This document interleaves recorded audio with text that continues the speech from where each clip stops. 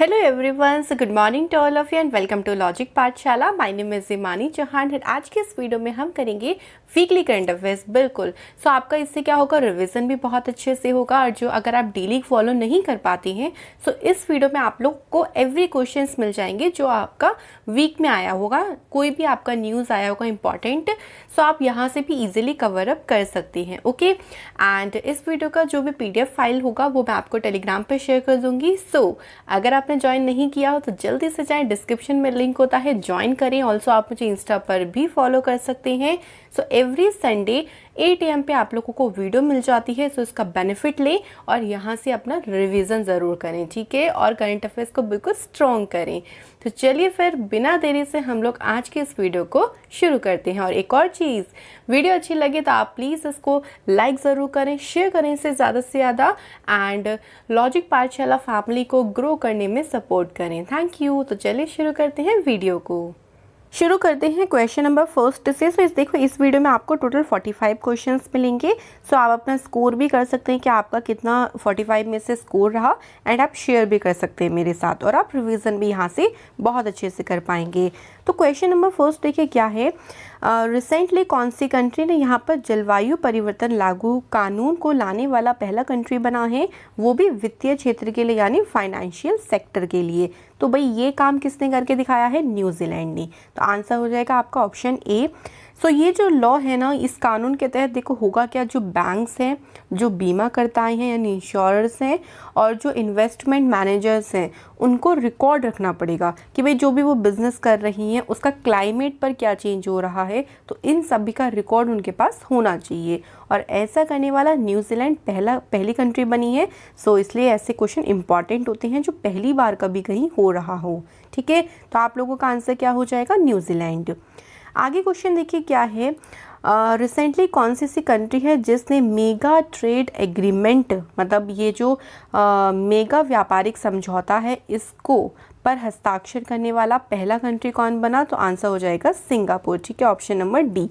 Okay, सो देखो इसमें होगा क्या, जैसे आपने सुना होगा ना, फ्री ट्रेड एग्रीमेंट, जब दो कंट्रीज आपस में एक दूसरे के साथ व्यापार करती हैं तो वो कुछ सामान को या तो टैक्स फ्री कर देती हैं या फिर उस पर टैक्स कम कर देते हैं, ताकि हम ट्रेड को और भी ज़्यादा बढ़ा सकें, ठीक है, और रिलेशंस और मजबूत कर सकें। तो ये मेगा ट्रेड एग्रीमेंट है, इसमें काफ़ी सारी कंट्रीज़ इंक्लूड है। जो एशियान की टोटल कंट्रीज़ है वो इसमें इंक्लूड है। ऑल्सो इसमें ऑस्ट्रेलिया हो गया, China, Japan, New Zealand and south Korea, ये कंट्री भी इसमें इन्वॉल्व हैं, ठीक है। बट सिंगापुर ने सबसे पहले इस पे साइन किया है, तो आप लोगों को फर्स्ट कंट्री बहुत अच्छे से क्लियर होना चाहिए, ठीक है। तो यहाँ पे आंसर हो जाएगा ऑप्शन डी, इसको डी करिएगा। आगे देखो, which countries navy patrolled the Indian maritime area without India permission. So आप लोगों ने न्यूज़ सुनी होगी काफ़ी ज़्यादा कि देखो एक रीज़न होता है, जैसे मान लीजिए ये बाउंड्री है, सो किसी भी देश की बाउंड्री है, मान लीजिए इंडिया की बाउंड्री है और इधर सी है, मतलब ओशियन है, तो इधर 200 माइल तक का जो एरिया होगा ना, वो होगा आपका, उसमें आपको आने के लिए परमिशन लेनी पड़ेगी। सो अगर ये इंडिया का मैरीटाइम एरिया है तो इंडिया की परमिशन लेनी पड़ेगी। बट कौन सी कंट्री ने अभी विदाउट परमिशन पेट्रोल कर दिया? सो यहाँ पे आंसर होगा America. So America without permission India के जो है वो आप कह लो कि जो एरिया है उसमें आया, क्योंकि वो इंडिया के जो मैरीटाइम लॉज हैं उसके अगेंस्ट में है, काफ़ी ज़्यादा उसका विरोध कर रहा है अमेरिका इस टाइम पे। बट ऐसा कुछ हुआ नहीं, लेकिन फिर भी ये चीज़ गलत है कि आप किसी के रीज़न में आ रहे तो आपको वहाँ पे परमिशन लेनी चाहिए, ठीक है। अगर भाई इंडिया वाले ऐसे अमेरिका में जाके घुस जाएं तो ऐसे तो गलत हो जाएगा ना, सब कंट्री में युद्ध छिड़ जाएगा, है ना। चलिए ध्यान रखिएगा। क्वेश्चन नंबर 4 देखिए क्या है। लिटिल गुरु नाम से एक एप्लीकेशन है, ठीक है, ये एक एप्लीकेशन का नेम है, और रिसेंटली इसे कौन सी कंट्री में लॉन्च किया गया? तो आपका आंसर क्या रहेगा? बांग्लादेश, ठीक है। ये जो एप्लीकेशन है ना, ये एक तरीके से संस्कृत लैंग्वेज को प्रमोट करने के लिए स्टार्ट किया गया है। इससे क्या होगा, देखो संस्कृत लैंग्वेज अगर आप सीखना चाहते हो तो इस एप्लीकेशन का यूज़ करो, बहुत इजी है। इसमें आपको कॉम्पिटिशन्स मिलेंगे, बहुत सारे क्विज़ेस मिलेंगी, बहुत सारी जानकारी मिलेगी जहाँ से संस्कृत लैंग्वेज सीख सकते हो। तो इसे संस्कृत लैंग्वेज को प्रमोट करने के लिए यहाँ पर इसको जो है वो बांग्लादेश में लॉन्च किया गया है, ठीक है, ध्यान रखिएगा। आगे देखो क्या है। Guillermo Lasso becomes the new president of which country. So देखो यहाँ पर प्रेसिडेंट का नेम दिया है और आपसे कंट्री का नेम पूछा है, ऑपोजिट भी तो पूछ सकते हैं ना, ठीक है।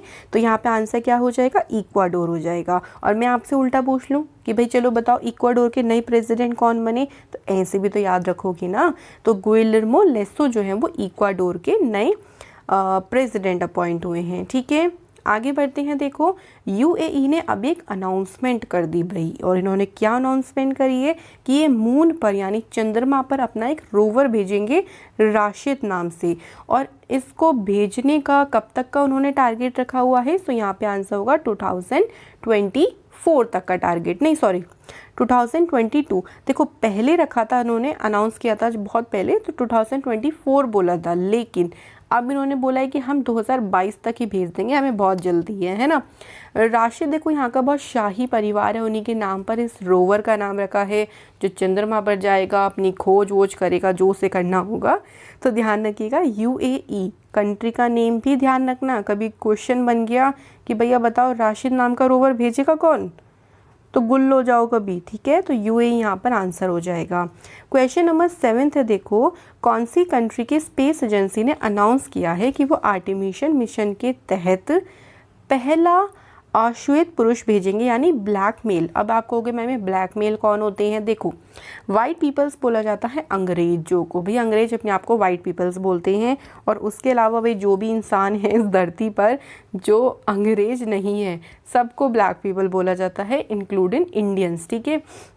सो उन्होंने अभी नाम की घोषणा तो नहीं करी है, बट उन्होंने ये बोल दिया है कि वो एक ब्लैक मैन को मून पर भेजेंगे अपने इस आर्टेमिस मिशन के तहत, और ऐसा अमेरिका की स्पेस एजेंसी नासा ने बोला है। ऑल्सो इसमें फीमेल को भी भेजा जाएगा एक, तो जब नाम आ जाएंगे तो हम लोग उसके बाद ये भी डिस्कस कर लेंगे, ठीक है। तो आप लोग ध्यान रखिएगा अमेरिका जो है वो ये मिशन चंद्रमा पर भेजने वाला है। इसके बाद है क्वेश्चन 8।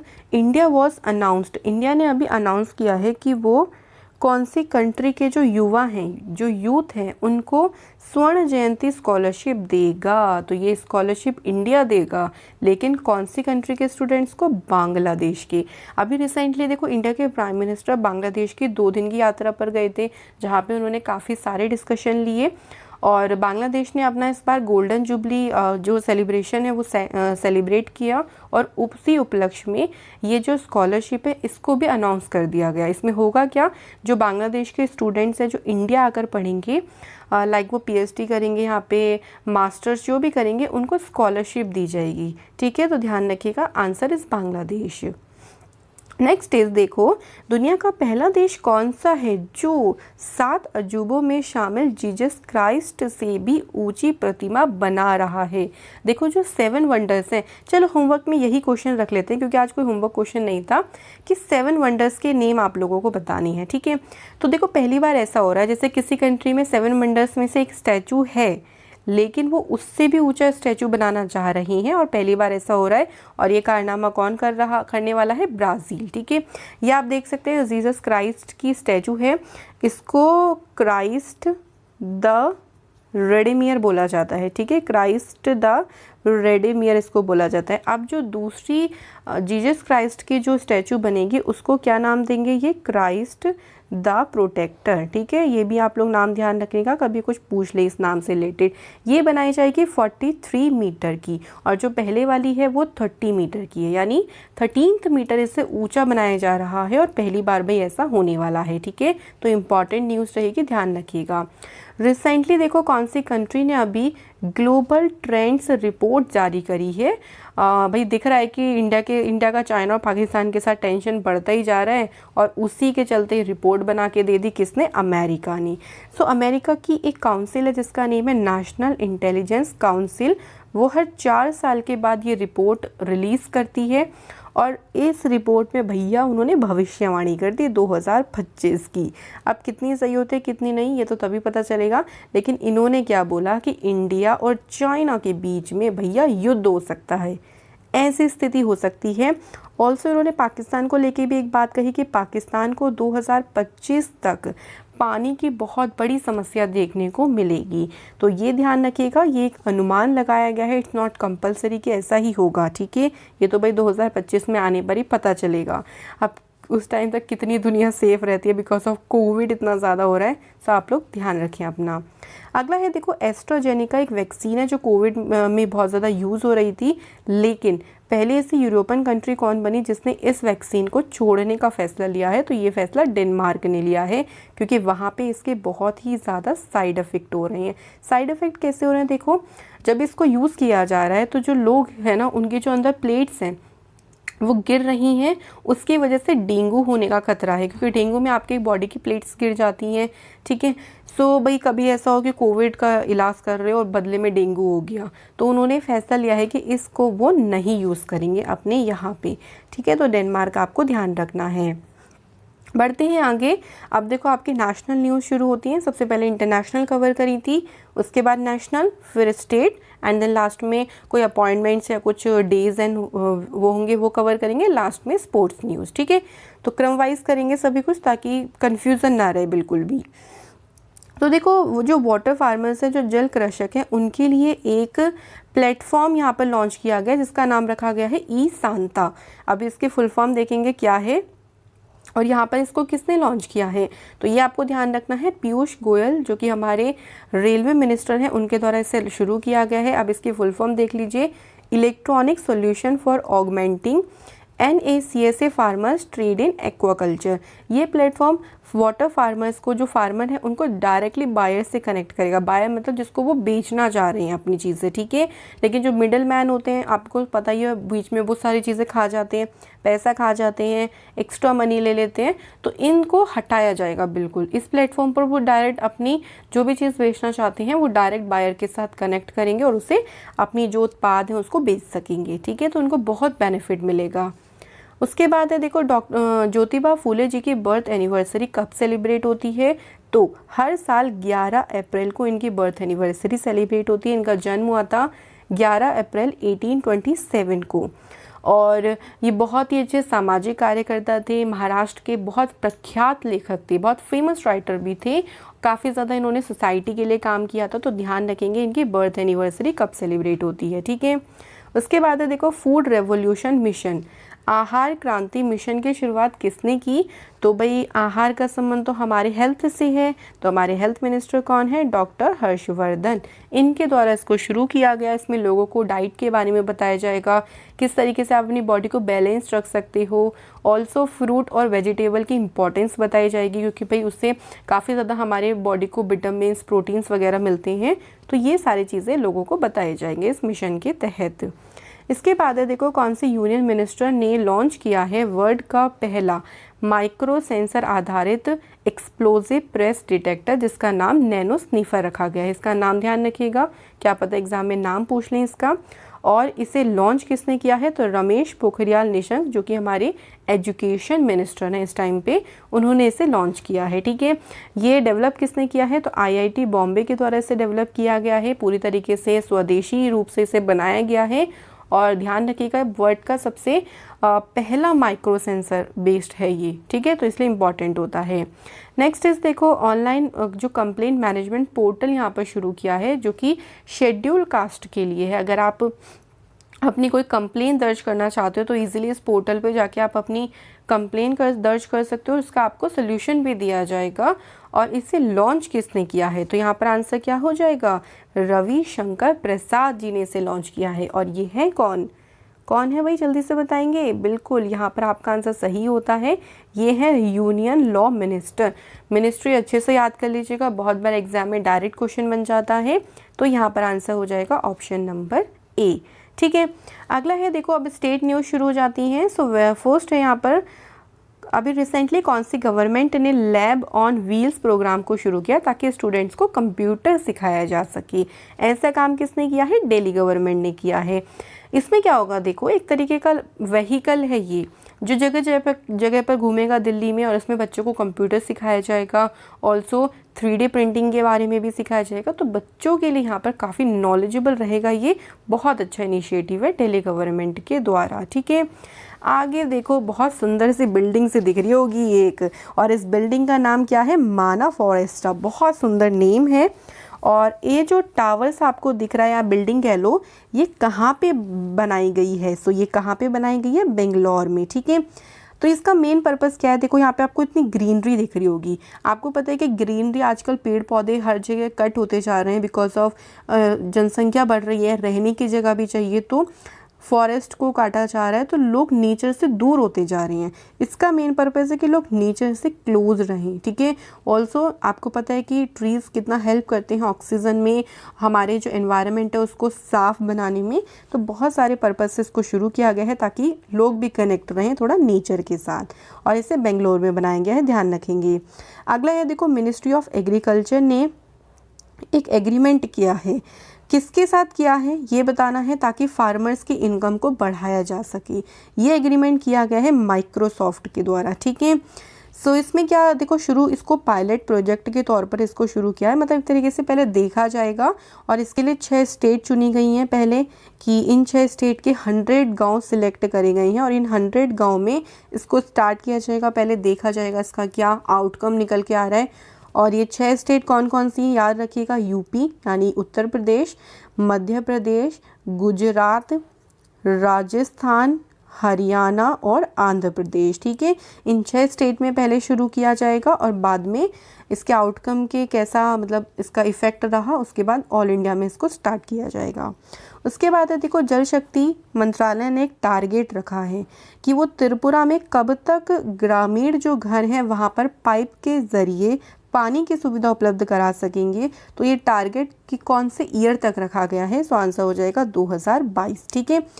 स्टेट ध्यान रखिएगा, ऐसे ही पूछ सकते हैं कि जल शक्ति मंत्रालय ने 2022 तक कौन से स्टेट में, ठीक है, ऐसे भी बन सकता है आपका आंसर, तो आपको याद रखना है 2022 में त्रिपुरा स्टेट में, ठीक है।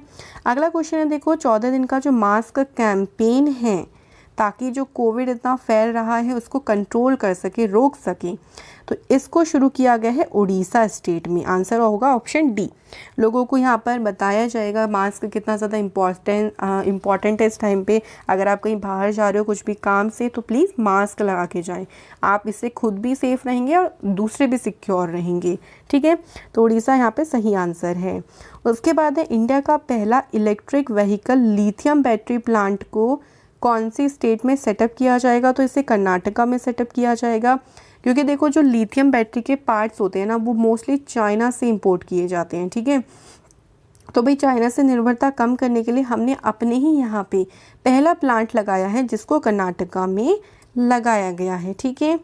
उसके बाद है देखो, कौन सी स्टेट गवर्नमेंट ने सोनू सूद को अपना ब्रांड एम्बेसडर अपॉइंट किया है, किस चीज़ के लिए, कोरोना वैक्सीनेशन प्रोग्राम के लिए। तो वैसे याद करते देखो, कोरोना में बहुत अच्छा सोनू सूद ने जॉब मतलब पंजाब, ठीक है। तो इस तरीके से आप छोटा मोटा आराम से रिलेट कर सकते हो। उसके बाद है देखो, दिलीप वालसे पाटिल अभी रिसेंटली होम मिनिस्टर बने, कौन से स्टेट के, ये बताना है। तो देखो, दिल से काम करोगे तो हमारा राष्ट्र कैसा बनेगा, महान बनेगा। तो ये कौन से स्टेट के हुए, महाराष्ट्र के हुए। छोटी मोटी ट्रिक्स मैं इसलिए बता रही हूँ ताकि कभी दिक्कत हो, कभी भूल जाओ एग्जाम में, तो आप लोगों को यहाँ से हेल्प मिल जाएगी, ठीक है। तो याद हो जाएगा ना ऐसे, देखो दिलीप से दिल हो जाएगा और महाराष्ट्र से महान राष्ट्र बन जाएगा, ठीक है। उसके बाद है देखो, 50 किलोमीटर तक निःशुल्क यात्रा देने का फैसला कौन सी स्टेट गवर्नमेंट ने किया, वो भी किन लोगों के लिए, विकलांग लोगों के लिए, ठीक है। तो ऐसा फैसला किसने किया है, बिहार ने किया है। और अगर 50 किलोमीटर से आगे किसी को जाना है तो हाफ ही किराया देना पड़ेगा, तब भी फुल नहीं देना पड़ेगा, ठीक है। बहुत अच्छा इनिशिएटिव शुरू किया है ऐसा। और इसके बाद है देखो, कौन सी राज्य की सरकार ने जहाँ झुग्गी वहीं मकान योजना को शुरू किया, ये शुरू किया दिल्ली ने। इसमें क्या होगा, देखो लोगों को झुग्गी की जगह मकान दिए जाएंगे, जहाँ भी उनके ऐसे कच्चे मकान जो होते हैं ना बने हुए, झुग्गियाँ बनी हुई होती हैं, उनको पक्के मकान रहने के लिए दिए जाएंगे, ताकि वो अपनी जो लाइफ स्टाइल है, जो अपना मतलब वो अच्छी ज़िंदगी जी सकें, ठीक है। तो यहाँ पर ध्यान रखिएगा, दिल्ली में इसको शुरू किया है। इसके बाद है, कौन से राज्य में उमंगोट रिवर पर जो जल विद्युत परियोजना बनाई जा रही थी उसका बहुत विरोध हो रहा है, ये कौन से राज्य में है। तो उमंगोट रिवर को बहुत एकदम क्लीन रिवर माना जाता है इंडिया की, और ये कहाँ पे है, मेघालय में। देखो इस प्रोजेक्ट का क्यों विरोध हो रहा है, क्योंकि देखो जब भी कोई जल विद्युत परियोजना बनती है, सो आसपास का जो एरिया होता है जहाँ पर इसको सेटअप किया जाता है वो पूरा पानी से भर जाता है, ठीक है।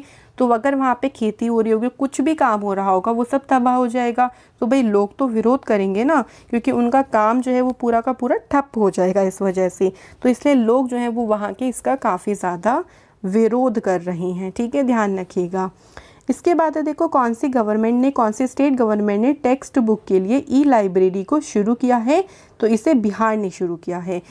ओनली ये बिहार बोर्ड के लिए है। तो इसमें क्या होगा, देखो जो भी आपकी क्लासेस हैं उनके बुक्स के चैप्टर आपको वीडियो फॉर्मेट में इजीली अवेलेबल हो जाएंगे, ठीक है, ध्यान रखिएगा। इसके बाद ई पंचायत अवार्ड कौन सी स्टेट ने इस बार का जीता है? तो इस बार का उत्तर प्रदेश ने जीता है। अगर हम 2020 की बात करें कि पिछले साल का किसने जीता था, हिमाचल प्रदेश ने, ठीक है। ये अवार्ड दिया जाता है यूनियन मिनिस्ट्री ऑफ पंचायती राज के द्वारा। और कौन है हमारे मिनिस्टर इसके? नरेंद्र सिंह तोमर, ठीक है, ध्यान रखिएगा। अगला क्वेश्चन है देखो, वर्ल्ड होम्योपैथी डे कब सेलिब्रेट होता है? तो हर साल 10 अप्रैल को सेलिब्रेट होता है। किसकी बर्थ एनिवर्सरी होती है? डॉक्टर सैमुअल हैनीमन की, क्योंकि इनको फाउंडर ऑफ होम्योपैथी बोला जाता है। 1796 में इन्होंने इसकी स्थापना करी थी, इसको विकसित किया था एक तरीके से, ठीक है। तो ध्यान रखिएगा 10 अप्रैल को ये दिन मनाया जाता है। इसके बाद है देखो, सिडबी के रिसेंटली एमडी कौन बनी है? तो एस रमन इनके एमडी बनी है। मैंने आपको याद भी करना तरीका बता दिया था, ठीक है, कि जब आप स्मॉल इंडस्ट्री जो भी हैं उनको डेवलपमेंट अगर चाहिए तो रमना पड़ेगा उसके अंदर, और इसके लिए उनको लक की ज़रूरत नहीं पड़ेगी, ठीक है। तो ये इसका हेडक्वार्टर कहाँ पे है? लखनऊ में है। तो बहुत ईजी हो जाता है जब हम मेमोरी टेक्निक को एकदम से इस्तेमाल कर लेते हैं, तो आपको रटने की ज़रूरत नहीं पड़ती। नेक्स्ट है छत्तीसगढ़ वीरानी अवार्ड किसे दिया गया? तो दुती चंद को दिया गया। और ये ऐसी पहली इंडियन फीमेल रनर हैं जिन्होंने गोल्ड मेडल जीता था। कौन सी चैंपियनशिप में? वर्ल्ड यूनिवर्सिटी गेम्स हुए थे इटली में 2019 में, उसमें ये पहली फीमेल रनर बनी थी जिन्होंने गोल्ड मेडल जीता था, और इन्हीं को छत्तीसगढ़ वीरानी अवार्ड दिया गया। वर्ल्ड पार्किंसन डे कब सेलिब्रेट होता है? तो ये 11 अप्रैल को सेलिब्रेट होता है। इसकी इस बार की थीम भी है, तो आप लोग थीम से ध्यान रखिएगा। और बाकी जो भी इम्पॉर्टेंट डेज होंगे वो मैं लास्ट में सारा इस महीने का कवर आपको करवा दूंगी, ठीक है। तो इसकी थीम है मूविंग फॉरवर्ड थ्रू स्ट्रेंथ, ठीक है, ये इस बार की थीम है। देखो पार्किंसन एक मेंटल डिसीज़ होता है, एक मेंटल भी नहीं कह सकते, ब्रेन डिसीज़ होता है, ठीक है। इसमें लोगों की चलने की गति धीमी हो जाती है, उनकी जो मसल्स हैं वो बहुत टाइट हो जाती हैं, तो बहुत ज़्यादा प्रॉब्लम्स होती है। लोगों को इसके बारे में पता नहीं होता इस डिसीज़ के बारे में, तो लोगों को अवेयर किया जाता है इसके बारे में, ठीक है। नेक्स्ट है, कौन से बॉलीवुड एक्टर हैं जिनको गोल्डन ग्लोब ऑनर फाउंडेशन, ये जो ऑनर है वो दिया जाएगा किस चीज़ के लिए? पर्यावरण संरक्षण के लिए। तो ये दिया जाएगा अक्षय कुमार को, ठीक है, तो उनका नाम ध्यान रखिएगा। उसके बाद है देखो, बुक का नेम है Akhtari the life and music of Begum Akhtar. इस बुक के ऑथर कौन है? Yatindra Mishra. Book and author पे मैंने आपको एक वीडियो कुछ टाइम पहले करवाई थी, और बीच में मैंने आपको ऑटोबायोग्राफीज करवा दी हैं मोस्ट जो इम्पॉर्टेंट है। एंड फिर मैं अगेन आपको लिए बुक एंड ऑथर लेके आऊँगी, जो भी रिसेंटली बुक और आई हैं वो भी हम ट्रिक से कर लेंगे सारी, ठीक है। अगली एक बुक है wisdom for startups for grown ups discovering corporate Ayurveda. ये बुक जो लिखी है वो आर नारायण और आर गोपाला कृष्णा दोनों ने लिखी है। तो आंसर आपका ऑप्शन नंबर डी होगा, बोथ ए एंड बी, ठीक है। उसके बाद आ जाते हैं भाई ये होगा नेशनल एंटी डोपिंग एजेंसी, यानी जिसको हम शॉर्ट में क्या बोलते हैं, नाडा। इसके डायरेक्टर जनरल कौन बने हैं? सिद्धार्थ सिंह लॉन्गजाम बने हैं, ठीक है, ध्यान रखिएगा। उसके बाद है, कौन से बैंक ने रिवॉर्ड 123 सेविंग अकाउंट को लॉन्च किया है? ये लॉन्च किया है एयरटेल पेमेंट बैंक ने, ठीक है। तो इसमें लोगों को मल्टीपल बेनिफिट्स काफ़ी सारे दिए जाएंगे। Night of the order of arts and letters, ये जो अवार्ड है ये देखो फ्रांस का ना सेकंड सिविलियन अवार्ड, और ये दिया गया है गुनीत मोंगा को, जो कि फिल्म मेकर है, ठीक है, ये फिल्म मेकर है, इनको इस अवार्ड से सम्मानित किया गया है। वर्ल्ड आर्ट डे कब सेलिब्रेट होता है? तो 15 अप्रैल को सेलिब्रेट होता है। यूनेस्को ने इसको डिक्लेयर किया था कब? 2019 में यूनेस्को की कॉन्फ्रेंस हुई थी 40th नंबर की, उसमें इस दिन के लिए को मनाने की अनाउंसमेंट करी गई थी। और इस दिन जो है वो बहुत ही फेमस पेंटर स्कल्प्टर हैं इटली के, उनका नाम है लियोनार्डो डा विंसी, ठीक है। इनकी जो है वो इनकी बर्थ एनिवर्सरी होती है इस दिन, ओके।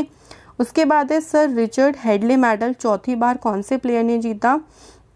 सो केन विलियमसन ने जीता। अब आप देख सकते हैं स्पोर्ट न्यूज़ शुरू हो गई है हमारी।